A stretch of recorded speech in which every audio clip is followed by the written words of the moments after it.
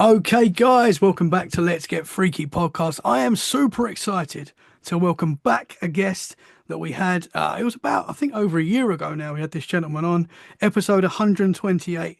He Can Hear Us with Tony Rathman was the name of the last episode. And very excited to bring Tony back in. Tony, how are you, sir? Thank you for I'm coming back doing on. great. I'm doing great. Thanks for having me back, Tommy. Excited to talk about the progress we've made in the last, I don't know, 8, 9 months with Staticom. So excited to talk about that. Awesome, man. Well, it was a great episode before. Very, very interesting. And you was, as you say, you were working on Staticom and you were really, you're getting some wild results, incredible stuff.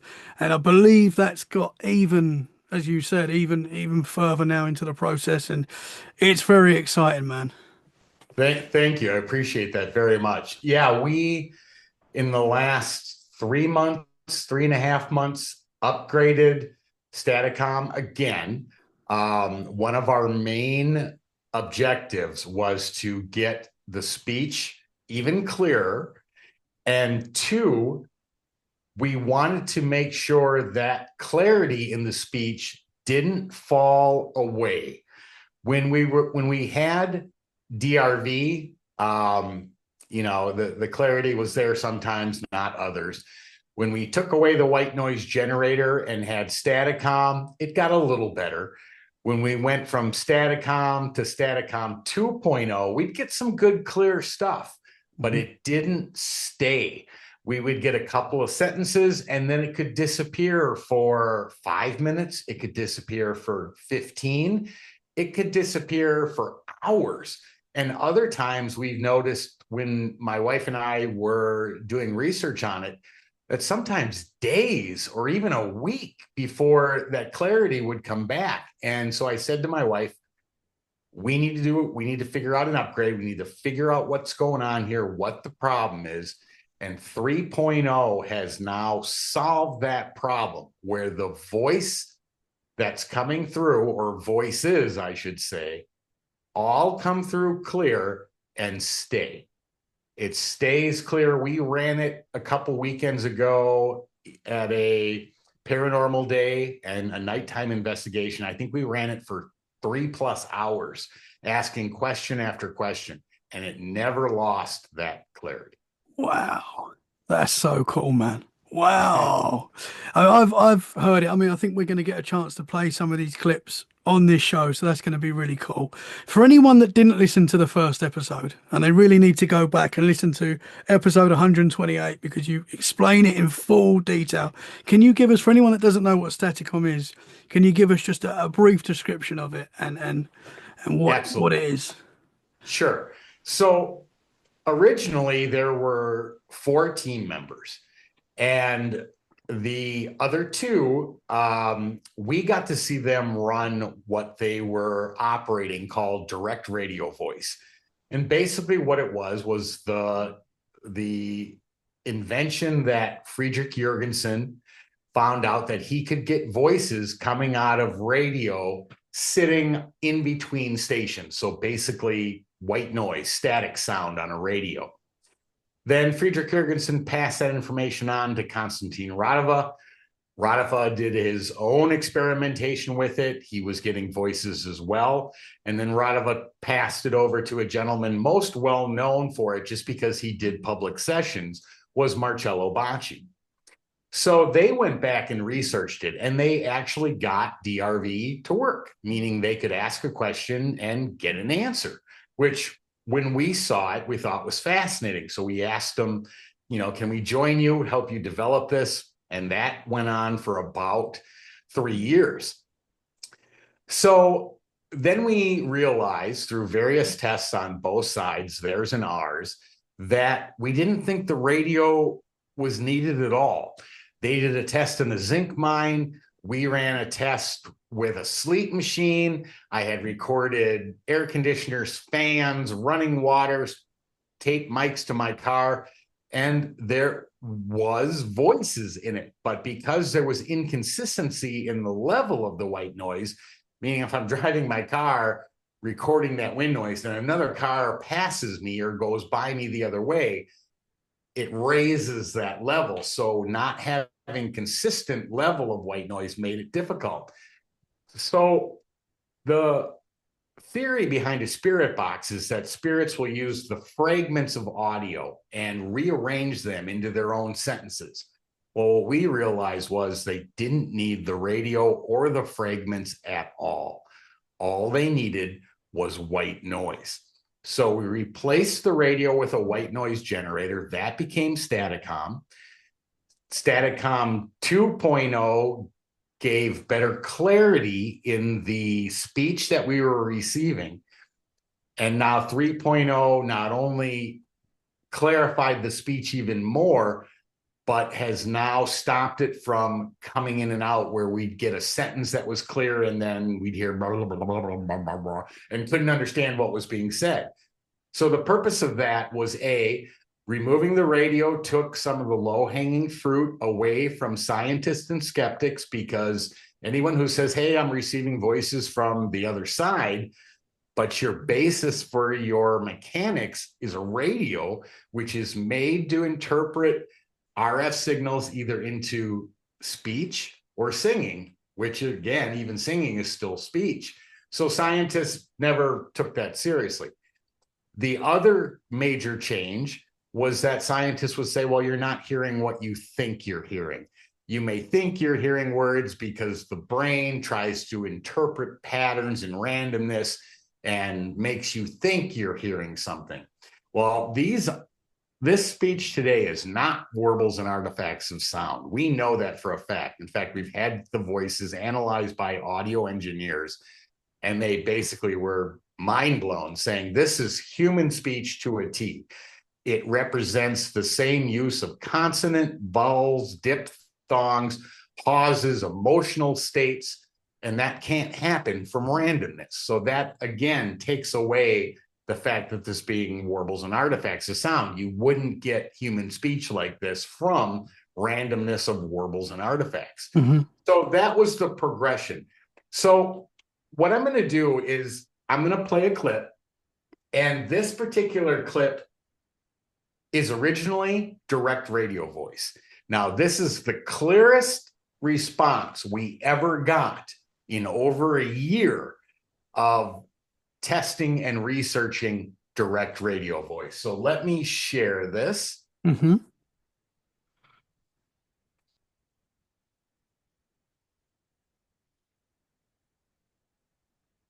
And audio, yep.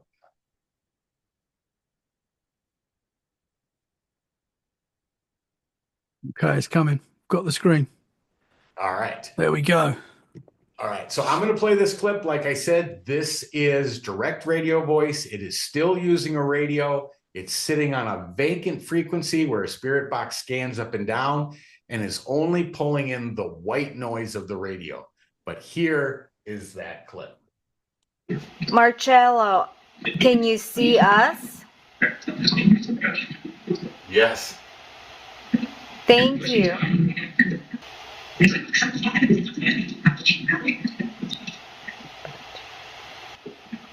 Marcello, you started this method. It's working. Can you please try to communicate with us?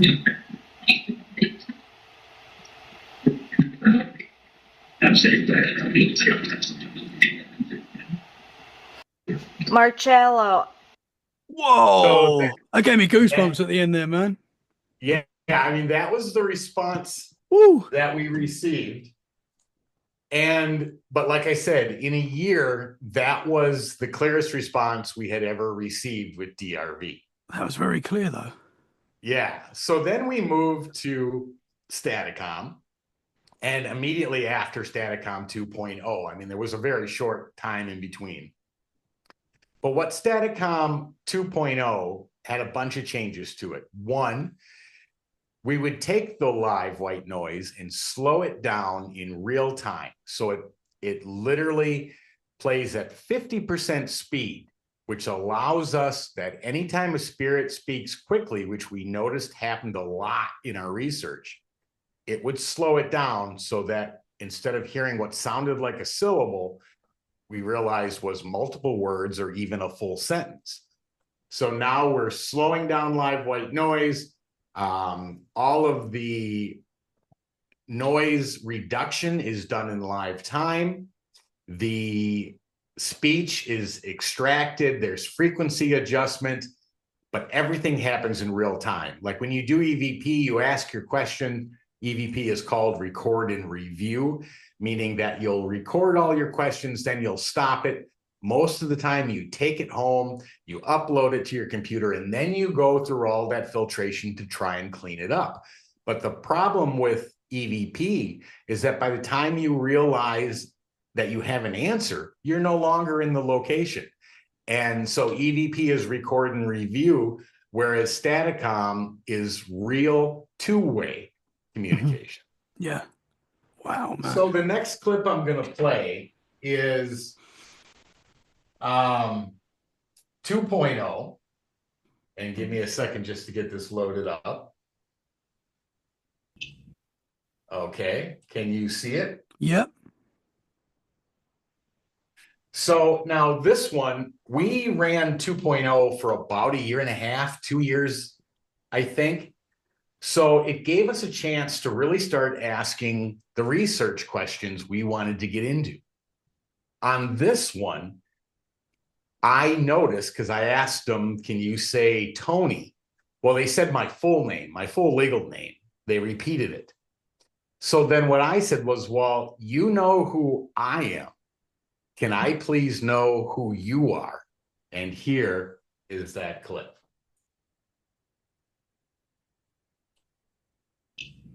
Can you say Tony? Did you just say Rathman? Yep. So you know who I am. Can I know who you are? Yes, sir. Thank you. Who am I speaking to?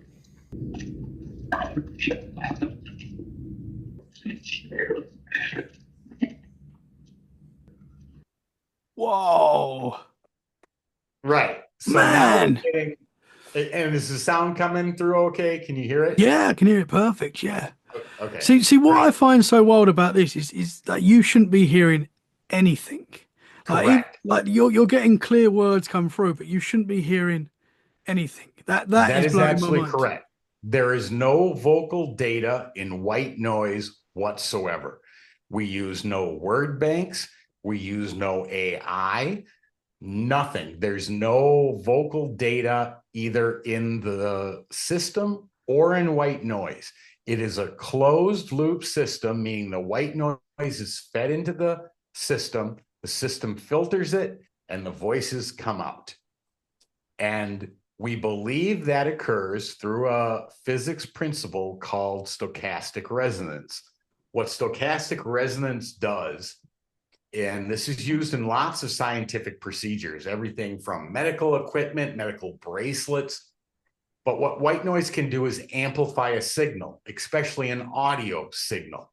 So if the signal is too weak to be heard by the human ears or by a sensor, if you add white noise, it'll raise the level of that vocal sound or audio sound, which is what exactly is happening here. Because a white noise generator has a spectral frequency of 1, everything is even from 20 hertz to 20,000 hertz. Every sound the human ear can hear. When a spirit speaks, they overlap a handful of those frequencies in the white noise, which then shoots their voice up, but it doesn't raise the white noise. So now we got an elevated voice. We can cut out the white noise from underneath it, leaving only the voice remaining. Wow, man. It's wild. Yeah. All right. So I'm going to play another one. Again, this is still 2.0 before we jump to 3.0. And this one, how do you hear me speak? This one, again, we were still asking research questions. But what we wanted to know was, if I'm human and I'm using my vocal cords to speak. And normally, like here on our 3D planet of Earth, my vocal cords will produce vocal sound waves, which travel a couple hundred meters. And any human standing within that range, their follicles in their ear will vibrate. That vibration will be sent to a liquid center of the ear, which then begins to vibrate. And then that vibration is sent to the brain, which then interprets it as speech. But if a spirit or consciousness or entity, whatever word you want to use for it, we like to think of it as consciousness, doesn't have a human body, therefore doesn't have human ears, what I ask them is, how do you hear me speak? And here is that answer. How do you hear me speak?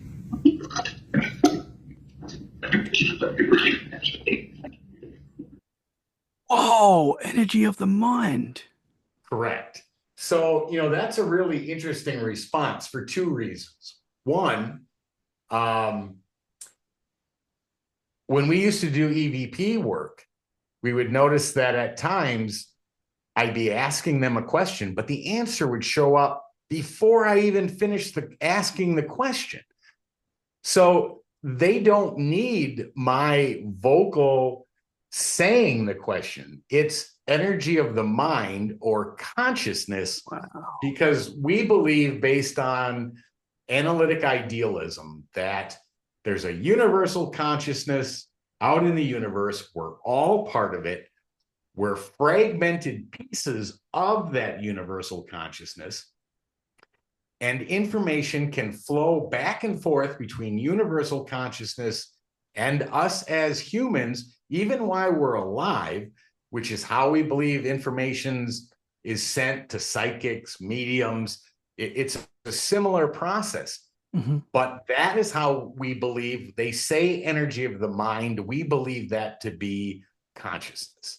Wow. And because we're all of one universal mind, that's shared.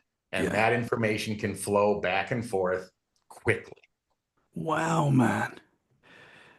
That is so interesting. They do say that on the other side, whatever that is, that time is like irrelevant. Correct. And if that sort of makes sense with that as well, man. Correct. So yeah, the whole theory of time and space is a human construct, and we don't believe it applies to them at all, which is why we can get answers. Because people always say, well, you do this in your house upon haunted locations, of course. But if you're doing this in your house, don't you have activity happening in your house all the time? Well, my answer to that is that it's very similar, that if my neighbor came over for a cup of coffee and we talked for an hour, he got up and left out of the chair, and I took a heat sample of the chair, it would reflect his body heat from sitting in it. But if we did that same thing over a Zoom or a video conference, there would be no residual energy of him being in the house, because when we speak to spirits, they didn't need to come here to communicate. Yeah. Interesting.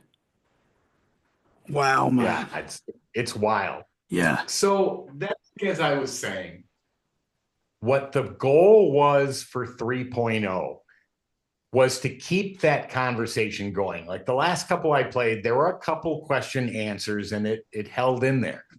But we'd always notice after a certain period, it would drop, and then we just hear voices. We could hear it was speech, but we couldn't hear what they were saying. And I said to my wife, we've got to fix this.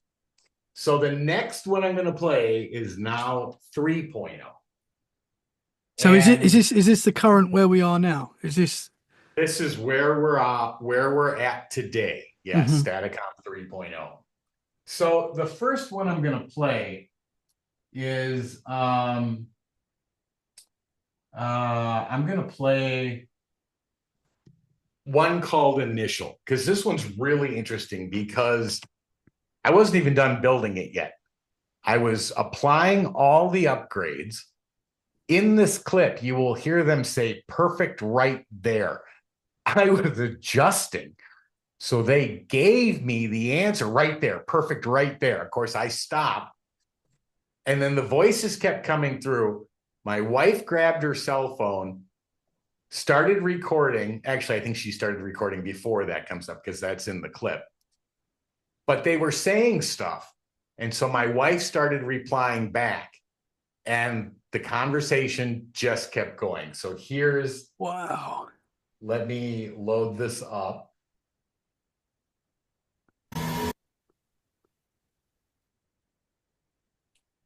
All right, here's that clip.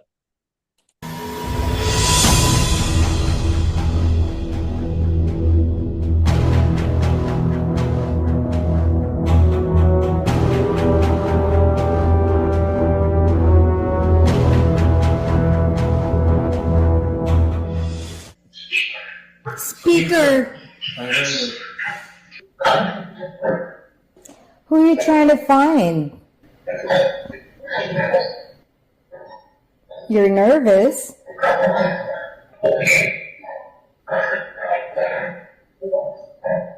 What? Right there. Yeah. Are you trying to send us a message? Roger. Roger meaning yes or Roger meaning Roger? Are you talking about Roger Martin?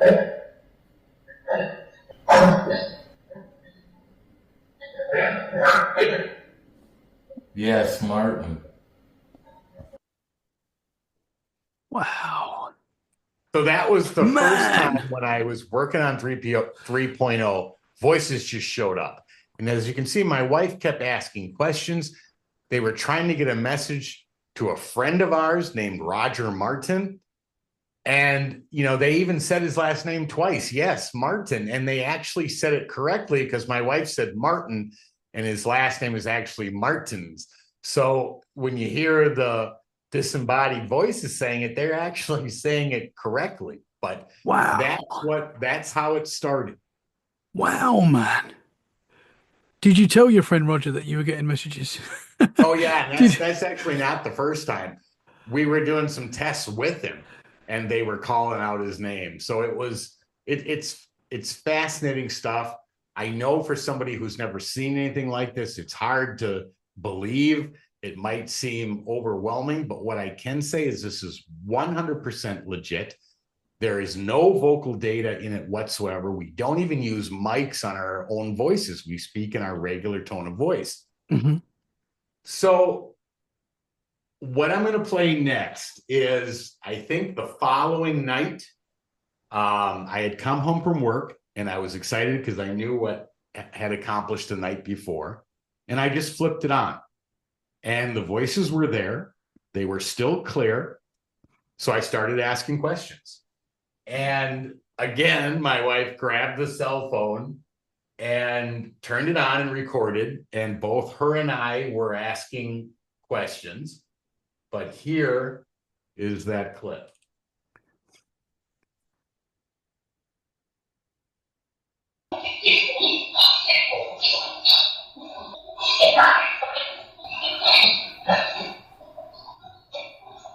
Rathman, I heard you say Rathman. Yes. What did you want to say to Roger?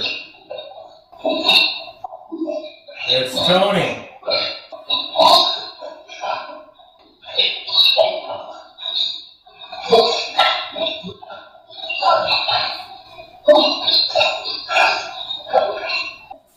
Spirits, can you hear me? Yes, okay. That was a loud voice that just answered. What's your name? That's a strange name. How many spirits are here with us right now? A lot? A lot, yeah, that's what I thought you said. Because there's so many of you, is that why all the background chatter? They're talking? Do you have any messages for us? Whoa!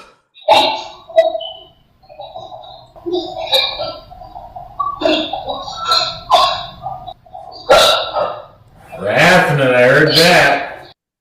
Wow, man.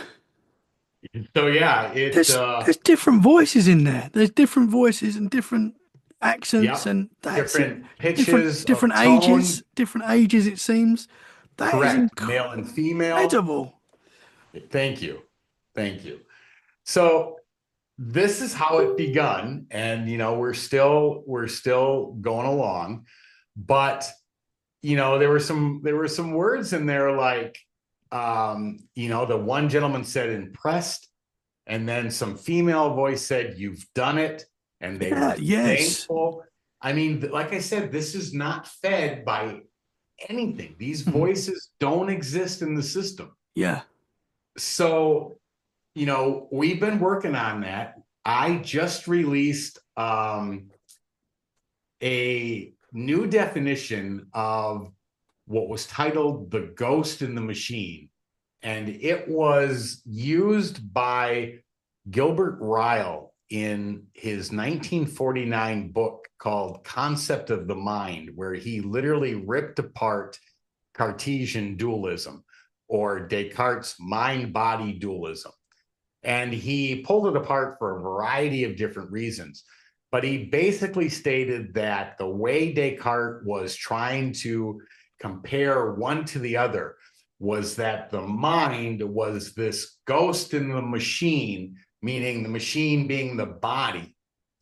And then in the late 80s, when computers started to come out and advance, then sci-fi got a hold of it and called it Ghost in the Machine, meaning that as computers advanced, got smarter, they would develop consciousness, the machine would take over the world. Like, I can think of 5 or 6 movies that had that concept right off the top of my head. Mm-hmm. But now what I'm introducing, using the same term, Ghost in the Machine, is that consciousness outside disembodied consciousness can literally send vocals through tape recorders, radios, and computer systems. And that is how because if white noise contains no vocal data, we know it doesn't. Mm-hmm. It's frequencies from 20 hertz to 20 kilohertz. And in order for the process of stochastic resonance, it has to lift a signal that exists, which means that signal exists in the electronics. So now my definition of Ghost in the Machine is consciousness using electronics to get a voice out there. Yeah. Man. Wow. I think I asked you this last time you was on. Pretty sure I asked you this, but do you think there'll be a point where you can get visuals as well? We have started to look into that. The biggest hurdle right now is timing. Visuals right now are still a lengthy process to acquire. It literally involves recording, whether it's a looping video image where you shine the camera at the TV, or if you're using some sort of vapor or fog in a controlled glass environment, you're videotaping that. Mm-hmm. But you have to literally go through frame by frame in order to pull those images out. So that's one of the things that we would have to look at, ways to not have that delay, so that either advancements from the people doing it today, or a way that the visual could run alongside the audio to match. That would be ideal. Yeah. Is that going to happen in the next couple of months? Probably not. But 5-10 years, I think that might very well be a possibility. Wow, man. Do you think it's possible that one day you'll be able to talk to a spirit or an entity how we're talking now? Do you think that I think we are so close that I think that will be, well, technically it's available now. I mean, you heard what I just played. Mm-hmm. Like I said, there's no mics. Those answers are coming in exactly in the timing shown. And so that's fascinating. So I'm going to play one more. This was, I think, the same night from the last one we just heard. but this was my 4th round of testing Staticom 3.0. And again, there's no research questions here because we hadn't gotten to that yet, but we're going to get back in. People always ask us, hey, did you ask how the pyramids were built? Did Atlantis actually exist? And I could spend the rest of my life just asking questions. And would that be great? Would it be fantastic to see how they answer? Sure would.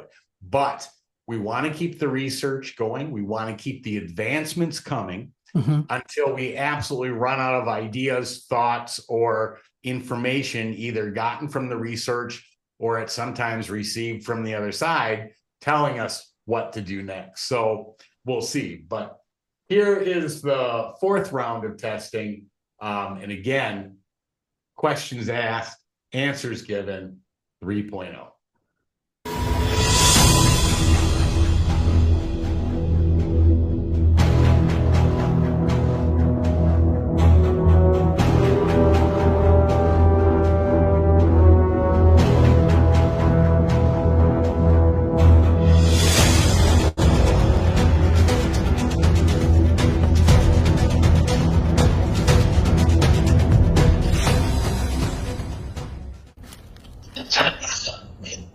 Time what?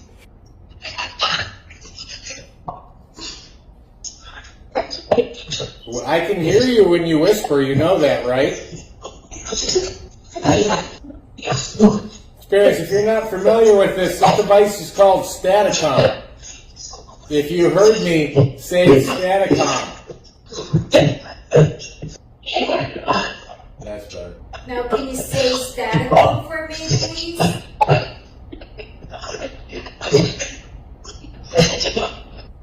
All right, Spirits, if you don't want to say Staticom, let's play another game. What am I holding in my hand? Glasses, thank you. Thank you very much. How about pineapple? Can you say pineapple? Oh, perfect, thank you. How come you can't say Staticom like that? It's one word. It's one word, Staticom. Have you not been able to talk to humans before? If you can hear me, Spirits, say elephant.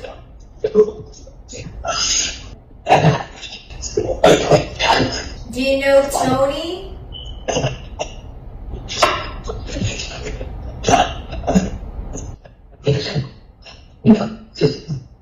It's me. If we use this device to help cold cases, will you answer the questions? Yeah, sure. You bet. Thank you. That will help. That'll help a lot. Wow, man. So again, Incredible. question after question, answer after answer. There was one of the things people always ask us is why do spirits always speak English? Well, there was a Tagalog sentence in there, which my wife speaks. It is not always English. What they will do is they will speak a language that they know you understand. My wife's gotten English, Tagalog, Japanese. We've gotten Turkish, which we had to take to a translator to have him tell us what was being said. We had a gentleman ask a question one time, and he asked it in his Native American language. So we didn't even know what he asked. We just waited. And then we saw his eyes get big and his mouth drop. And I said, did you get your answer? He said, not only did I get it, but I got it in my Native American language. Wow. Incredible, man. Yeah. So, again, it all falls back to universal consciousness, the fact that information is shared. It's one mind.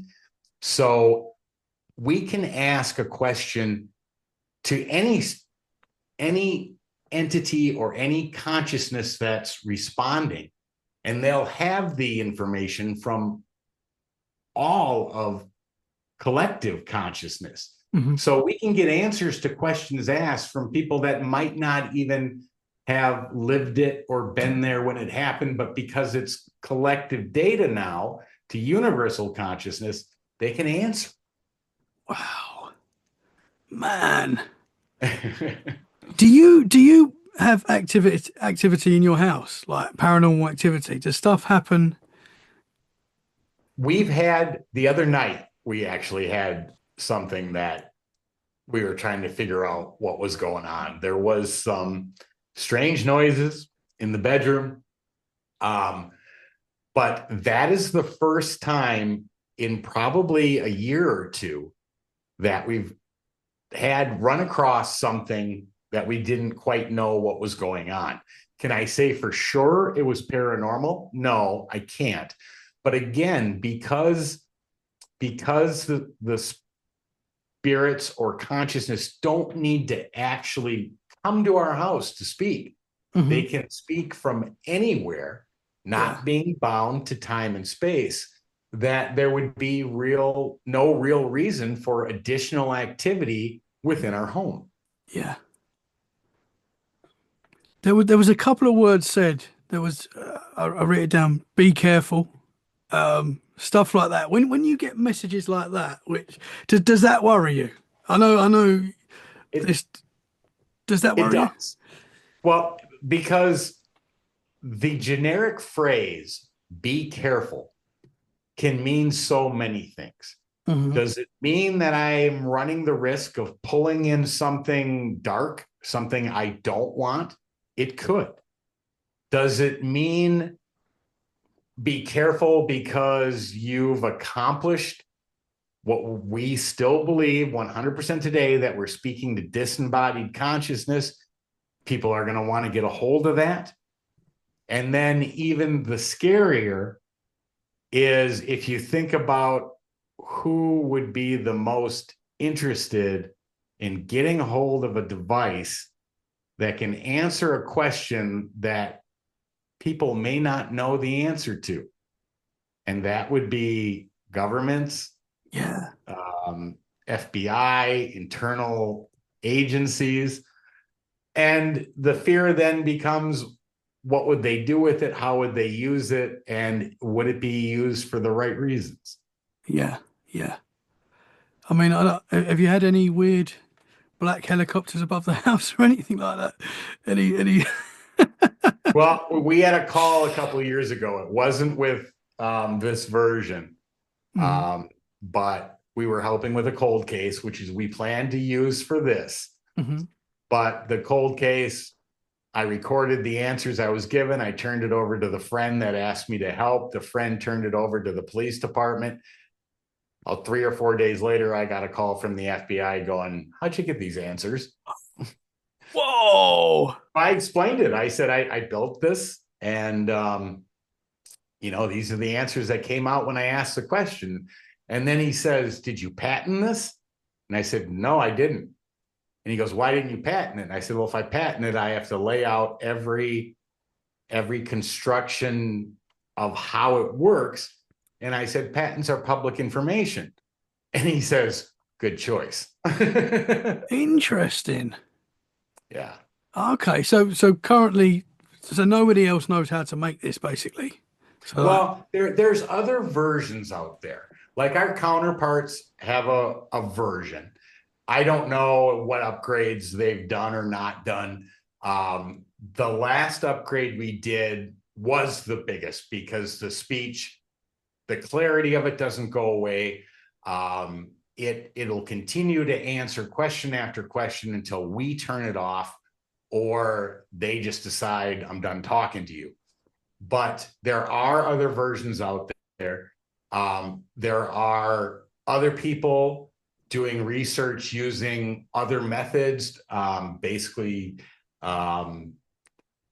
getting communication. And there's people over in Europe that are putting out information about, trying to think of his name off the top of my head. I'm terrible with names. Yeah, That is my nemesis. But yeah, I mean, he's planning on releasing like 10 years of recordings about what they've been doing. And I'm super excited to see that. But so we're not the only ones doing this. There are others out there. Everybody's work contributes to the advancement of it, and that's what's really important. Mm-hmm. Yeah, man. Yeah. So there was literally in one of the clips you just shared, you were, I'm guessing, going through the frequencies, and it said, "That's it." Is it something like that? That's it, or you've got it now, or something like that? What was- Correct. Right there, I think it said. So it's literally helping you create this as well. Like these entities are like helping. Correct. That's In fact, wild. just to show that, I have another clip. Let me dig it up. This one, I think it's called settings. Hold on, let me see if this is it. I think it is. Yeah. Okay. So this clip, I'm literally trying to get it tuned in. This isn't exactly 3.0 yet. It's very close. It's on its way. But I'm trying to figure out where to adjust specific dials, and you're going to hear them answer. Up or down, spirits?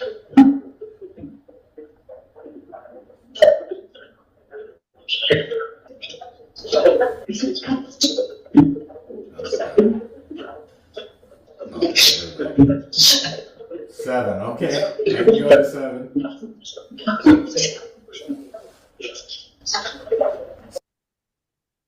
So the really big question here is, I never said anything about what I was adjusting. I never said it had even numbers on it.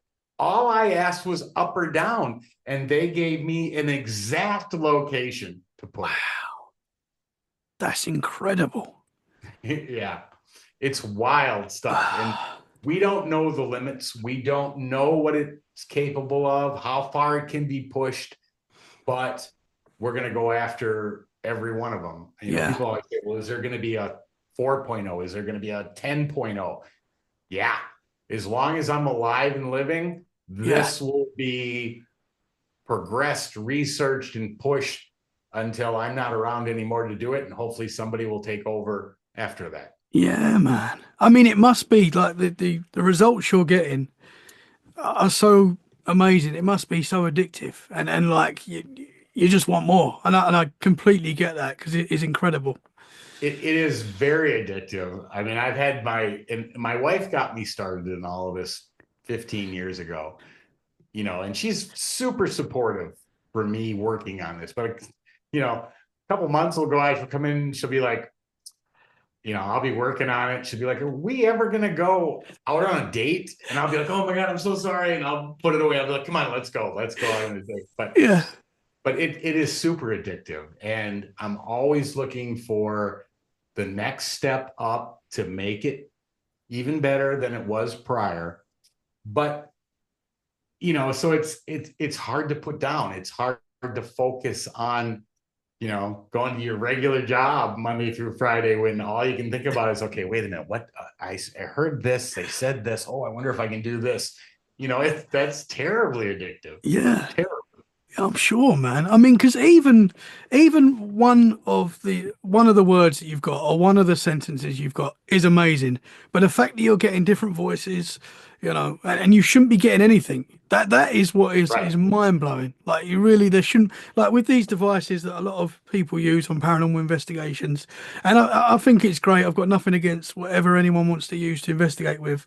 But as you said, the radio signals are there. So you might ask a question and get a response that fits that question, but there's still that level of doubt because there is a radio signal, and it could just be chance. You know, sometimes it is amazing. You think, wow, how would it be able to know a name or something like that? But there's still that chance that it could be just pot luck, you know. But with what you've got, it's not. It can't be. It can't be. It can not pick up any satellite, radio signal, walkie-talkie, baby monitor, ham radio, CB, nothing. It's a white noise generator only. White noise generator only produces the sound of white noise. And it's a closed circuit system into the filtration. There are no mics. There is no input for outside signals. So yeah, that pretty much wipes it out. which was super important to not only get some scientific backing to that we're not picking up stray radio, but then to clear the voices to get around the oh, you're receiving warbles and artifacts. These voices can be heard by everyone in the room because it comes out at the same time. There's obviously no words attached to it. I do that after, but they all hear the same thing. So the whole warble and artifact idea of sound isn't a low-hanging fruit somebody can pick and hang on anymore. Yeah, man. I know you put Staticom out there, and it's absolutely fantastic. So a lot of people must be seeing it. Do you get pushback from scientists? Are there people that are against it? Do you get any of that, or have you not really come across that? Well, we have been the last probably 3 months now reaching out to scientific organizations saying, you've got to take a look at this. This is doing something that we have theories of what we believe it's doing. But even Marcello Bacci, when he was doing vocals for neighborhood people who had lost children or a loved one and could get messages that would comfort them in that loss, he was tested by scientists. And they brought him into a lab. They pulled out his vacuum tubes one by one to see if he'd still get voices, and he did. This is the same principle, just upgraded with today's technology. That's literally the only difference, and removing the radio. So we have challenged consciousness organizations, different institutes that look at the possibility of life after death, and said, test it. We'd love for you to test it. Has there been a little bit of pushback? More than I expected. But I guess if you haven't heard it in person, haven't experienced it, it's going to take some time for them to get an understanding, realize, wait a minute, that's not what I thought it was doing. This is different. And we're hoping that day will come, hopefully soon, where somebody steps up and says, all right, we're going to take a look at this under scientific laboratory conditions and testing, and let's see what happens. Because we're confident it'll pass. Now we need to prove it to the other side. But is there also fear of them doing that to disrupt their reputation? Yeah, those are concerns as well. To get a true scientist who believes in materialism, which most do, we're getting breakaway of scientists who are venturing into consciousness, afterlife continuation, which is great. That'll help us. But somebody who's a strict physicalist or materialistic science holds to the values that they were taught, and to break that becomes difficult. Yeah, for sure. I mean, you must have shown this to a lot of people that were perhaps not believers in the paranormal that now must be. You must have turned a lot of heads and changed a lot of minds with this technology. It is definitely doing that. The bottom line for us, though, is that this was created for research purposes. And does it matter to us what somebody else thinks? No, it doesn't. We will show you what it can do. We can do that by clips. We can do that in person. We can run it live. You can see for yourself. But what they do with that information is up to them. There are people out there who don't believe in Bigfoot, and they could say, okay, fine, I'll come on a hunt. They're wrong. They drive up. They're there 10 minutes and realize they lost their keys. Yeah. And turn around and Bigfoot standing there and handing them their keys that they lost, they still wouldn't believe. So there are people that no matter what you do, no matter what you produce, no matter what you can show, they're just not ready for that for whatever reasons that may be, but we're okay with that. Yeah. 100%. You're never going to change everyone. Right. I talk to a lot of people through, obviously, they find out that I do the podcast, and they'll say, I don't believe in any of that stuff. But then they'll tell me a wild experience that they've had. And I'm like, how do you not believe it then? You saw a ghost in your room, or they tell me this wild story, and they're like, yeah. That's a perfect point, Tommy, because we were having that discussion with a bunch of PhD scientists, and they were explaining that, the reputation is on the line. He said, but you take those same people who are like, no, I don't believe any of that. He goes, a few hours later, with conversations when they're at the bar, that whole theory changes. Oh yeah, I remember this one time I was downstairs, and so I think everybody to some degree has had some kind of experience or the other, and hopefully as time goes on, things will change, open up even more. Luckily, we've had some progress with that.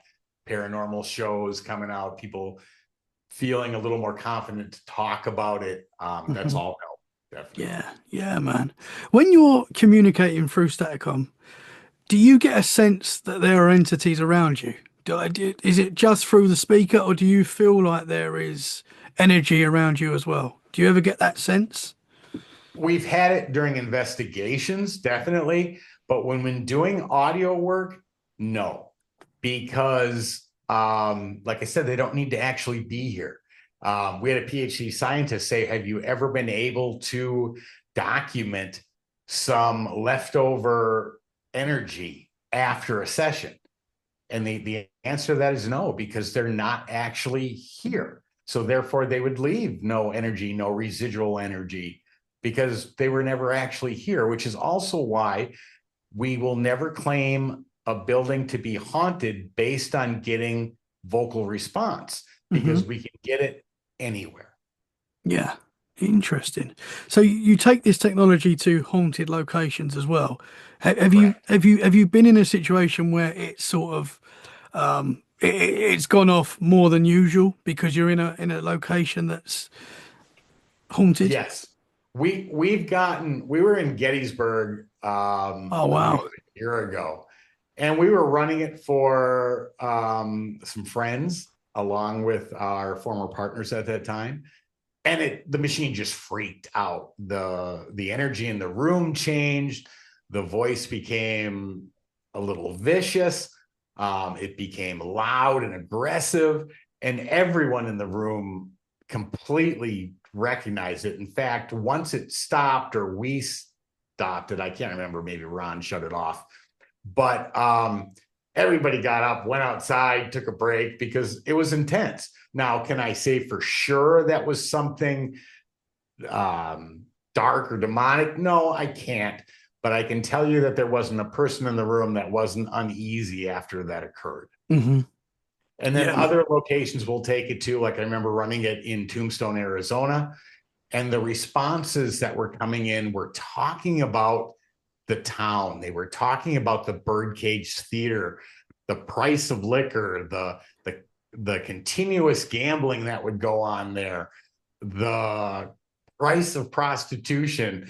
I mean, so they were obviously had lived there, had experienced the location, knew things that we didn't know, and they were willing to talk about it, which was great. So taking it to a location can increase voices, but usually what it does is it gives a local flavor of the voices that are responding if we're asking questions about the location we're in. Mm-hmm. Interesting.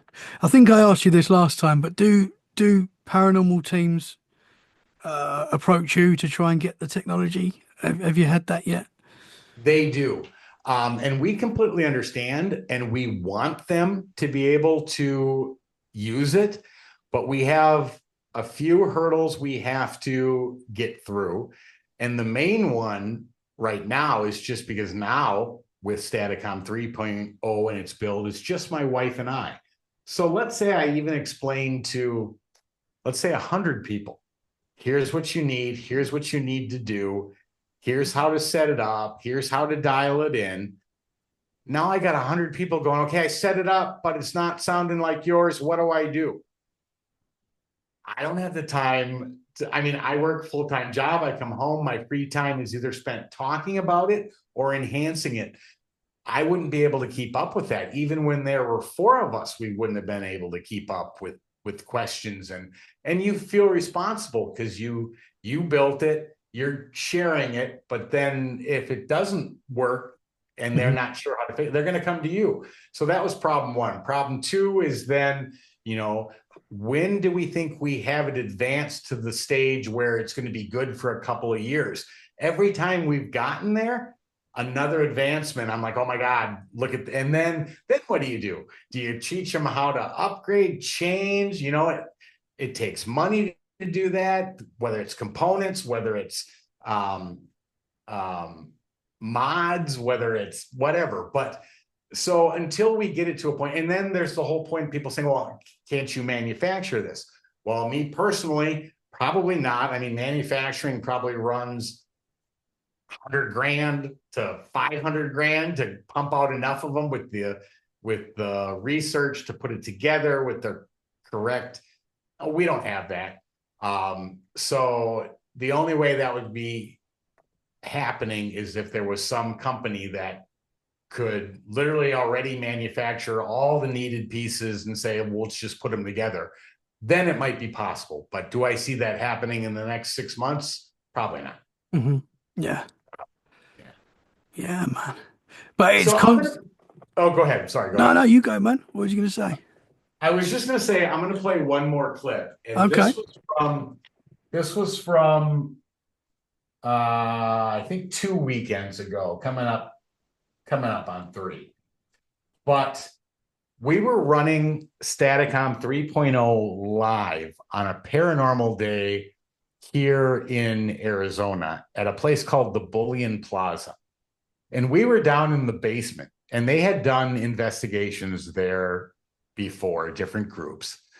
And one of our friends said, yeah, we were down here in the basement. There's a really mean guy in the corner of the room.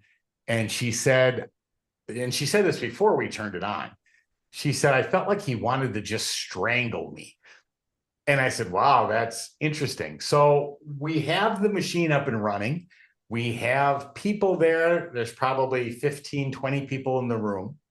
We're running it.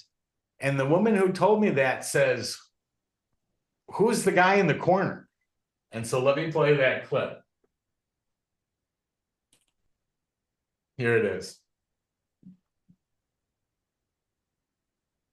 Who is the nasty man who's down here? What's his name? Did he beat the children down here? Sure. Why?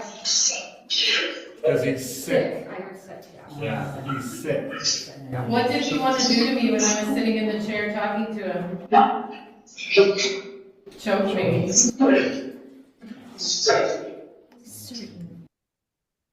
Oh my gosh. So that was fascinating to us because this is how I felt. This is what I was experiencing. And we turn it on, she asks the same questions to Staticom, and the answers that she thought were correct. Wow. And you actually heard a child's voice say he's Correct. sick. Right, exactly. Whoa. We all heard it. Yeah. Sheree heard it, I heard it, and we repeated it because he's sick. Yeah. That's incredible. Thank you. I'm going to play one more because this one's kind of funny. But I know in one of the clips we played before, I was holding up glasses, but you couldn't see me because I didn't know my wife didn't turn the phone. But that same answer comes through here with a hilarious response that follows. So here's this one. Same place.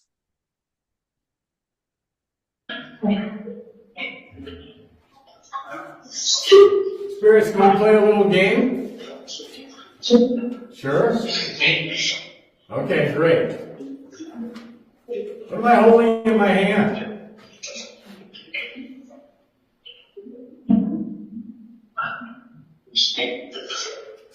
Spectacles, I heard, yeah. What else? What's the other name for this? What am I holding?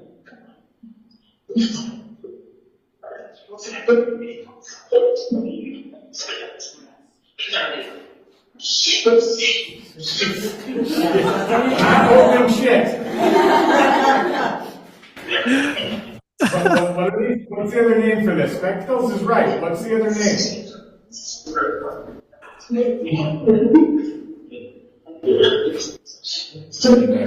Low tone glasses. Man. Yeah, it's just we've been working with Staticom now for 3.5 or so years, and it still blows us away. Yeah. We never know what we're going to hear, what we're going to get, but one of the most amazing things about it was that when we can research answers that they gave, about 94 or 95% of that information they give is accurate. When we go look it up and research it, it's accurate, which is why one of the reasons we want to use this for cold cases to help direct investigations. My wife was sick like the second or third night we got Staticom 3.0 working.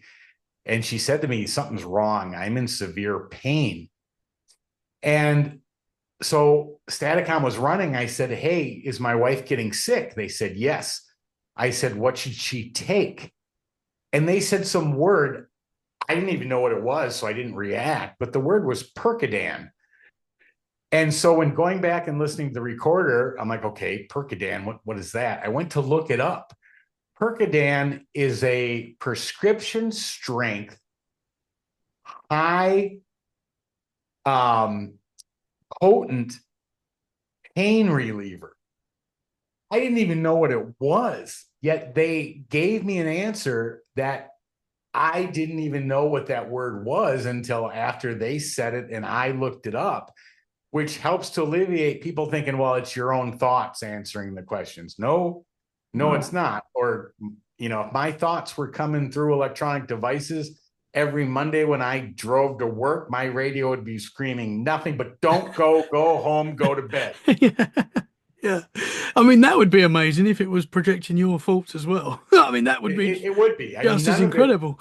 None of it is even if that was to occur, like you said, it would still be amazing, but we've never had that happen. And we've gotten words and things that we had to actually go research because we didn't know. Wow, man. It's incredible. And some of the voices are quite eerie as well. You get some of the voices are like, whoa, that doesn't sound friendly. Or correct. You have the ones that are definitely more aggressive, and they will at times control the other entity speaking and shut them down or take them away. I have a clip somewhere, but I know our time is so we'll just talk for the rest. But where they literally were removing spirits because they were telling us stuff that they're not supposed to tell us. Wow. Incredible, man. So Thank you. I think we said this and you said this today as well, but 15 years ago, you wasn't really into this sort of stuff. And your wife got you into this. And boy, are you into this now? Exactly. Yeah, I don't think she realized what monster she created. I mean, I'm sure in her head she was going for a weekend to go ghost hunting at a haunted location, which I did for her, bought her some equipment. But when she got it home and started going through it, what fascinated me the most were EVP. Voices that showed up on a recorder when there was no one else around us. It was 3 a.m. in the morning. We were in the basement. It was a 7-floor hotel, 8 with the basement. There were only 2 other guests there that weekend that we did this. And there should be no voices answering us. No one was around. But that fascinated me. Mm-hmm. And it fascinated me to a point where we have every paranormal piece of equipment known to man, but it can't do what a vocal can do. When I get a vocal, I can tell if it's male or female. I can tell if it's an adult or child. I can tell what language they're speaking. I can tell if they have a territorial dialect or accent. I can tell their emotional state. Are they happy? Are they angry? Are they upset? Are they mad? All before I even listen to what the answer was to the question I asked. So as far as other equipment, you can't match it. Some light beeping or music playing or different flashing lights can't compare to the information I can get from vocals. And that's what got us into EVP, then ITC, and then DRV, which now is turned to Staticom. Yeah. And it's literally, it literally could change the world. If we can prove this 100% without a doubt, which I think you pretty much already have. We're close. We need it. We need scientists to say, "Oh my gosh, yes, this is not something we're familiar with." That's what we need. Once the scientists are on board, I mean, it's world changing. It could change the world, and that's not even. It absolutely could on so many levels. It can change it from the fact that, okay, we're getting voices. Consciousness must survive death, or there'd be no voices. The second thing it can change is, okay, is that going to change religious interpretations? It could. It'll definitely change science interpretations. But then you can look at things that even go beyond religion or science, or the fact that we can literally communicate back and forth with what we believe today is consciousness. But then the next question is, okay, if they're not limited to time and space, and I don't know where they're answering from, if that information, whether that's energy, frequency, and vibration, can literally hit my system that quickly, when I don't know how many millions of miles away they are, what could that do to things like internet or radio broadcast? Or so the layers are like an onion. You can just keep peeling away and go, okay, we got to figure this out. We got to figure that, So it could change so many things. But the one thing we hope it changes is maybe some relief of grief from somebody suffering from the loss of a loved one, maybe a redirection of authorities tracking down unsolved cases, and if nothing else, just the ability maybe for some understanding that life does not end when the body or the container dies. It goes on. Yeah, man. I mean, it is incredible what you've done, and I know I keep saying that, but it is incredible. Thank you. We appreciate that. Technology is moving very fast at the moment, as we all know. Like, who knows where we're going to be in 5 years' time? That's literally how it is now with AI and things like that. I mean, It's going to be interesting to see how your technology grows with that as well. We're literally, I think I said this before to you, but we could literally have a conversation with a past family member, possibly in the future, over like how we're talking now, which would just it'd blow your mind, but it'd completely change everything. It would. There's some dangers involved in too. Back to that be careful statement that was made.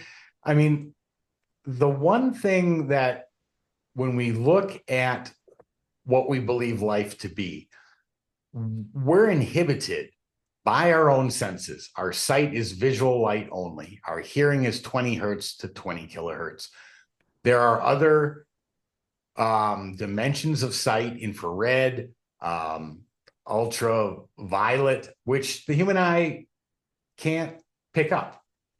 The hearing is only 20 hertz to 20 kilohertz. You have ranges of sound above and below. So the question is, when people say to us, what's the real barrier between the living and the dead? It's the human body. We're not supposed to know they're there, that they're around all the time. We're not supposed to be able to hear them talking. Why? What a distraction that is to your daily life. When you start thinking about, okay, well, if I'm going to live forever, then what's the point? Yeah. And then why am I doing this job? Right.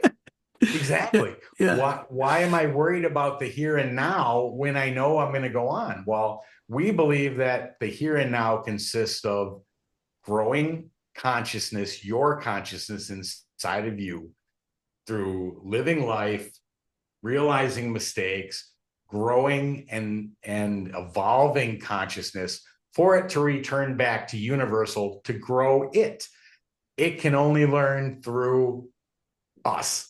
And that's how we believe it works. So that is also why people say, well, did you ask this? Did you ask that? Did you ask for the winning Powerball numbers? They don't answer questions like that. Anything in the future, they won't touch. Anything in the past or that's already occurred, they'll spit out the answers left and right. But we call that, and could we be wrong? We could, but we call them universal laws, meaning that even consciousness, disembodied or discarnate consciousness versus incarnate, meaning in body, they know they can't disrupt the life we're here to live and learn. And if they do, it'll change what we were meant to grow, understand, and evolve. Interesting. Yeah. Yeah, because you think the slightest change in our lives, like the slightest, if you didn't go to that party that time, you might not have met that person. You might not have married your wife, you know, and these small decisions that we make are huge. And as you're saying, if something was to disrupt that, change that, you know, it could change everything. It could change everything. Yeah. Which is quite mind blowing, but well, it's very mind blowing. And then you're talking about change just here on Earth. But then if you start looking at, you know, quantum physics and the dimensions attached and the changes that, you know, it's disastrous when you think about it in terms of that theory. So it's crazy stuff. Tony, I know we're coming to the end of our time, and I really appreciate you coming back on and sharing this update and playing the clips as well. I think people are really going to enjoy hearing and seeing that. So thank you very much, man. I think I asked you last time have you seen a ghost? I can't remember if I asked you that. You have? Yeah, we saw one, the first investigation we had ever done. Now it was captured on my wife's video camera, but it was there. It stood there, it took 2 or 3 steps and then just vanished. And then the other one that I caught wasn't a ghost as far as like a full color representation. It was a shadow figure. We caught it at the old Phelps Dodge Hospital on a DVR camera set to record all night. And it walks into the hall near the wall. Then it walks away from the wall into the darkest part of the hall, right up to the camera, turns around, walks back, goes back into the room that it came out of. So that was that was really cool. Wow. And did you see that with the naked eye as well? No, just on the camera? Asleep. We weren't even up yet. This was 5 minutes to 6 Sunday morning, and we hadn't even gotten up yet. And then people would say, well, you know, maybe it's somebody, because the sun had come up. So there was light coming through the doorways. And they said, well, maybe somebody's walking outside the windows. We're on the 2nd story. There's no way they could have cast a shadow, and 2nd story was 20 feet up. So that's not possible. Man, this stuff is wild, but it's amazing. Super interesting, man.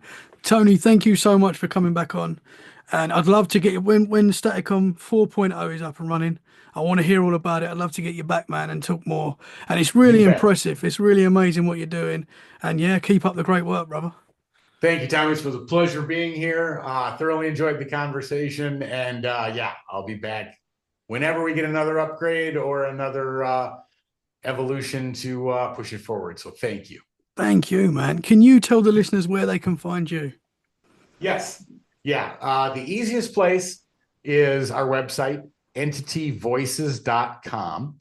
The other place is Facebook, Tony Rathman or my wife, Cherie Rathman. We post things that are happening, where we're going to be. Like, we're going to be speaking at the Halifax symposium this year in Canada. We are giving a full 90-minute presentation and live demonstration at Phenomicon in Vernal, Utah this year. And then there's all sorts of local stuff we do. Investigations will bring Staticom. But the last one is YouTube. If you go to YouTube and either type in Staticom, the page will come up, or Entity Voices Paranormal Investigations on a different page on YouTube will come up. Awesome, man. Awesome stuff, brother. Tony, thank you so much. Let's do this again soon. And yeah, keep up the great work, man. Sounds great. Thanks, Tommy. Guys, thank you so much for listening. I hope you've enjoyed the episode. If you have, share it where you can. That is a great way to support the show. And we'll be back very soon for more freaky conversations. In the meantime, stay safe and keep it freaky. Bye for now. Thank you very much, sir. You're absolutely welcome. Thank you. That was great. Loved it.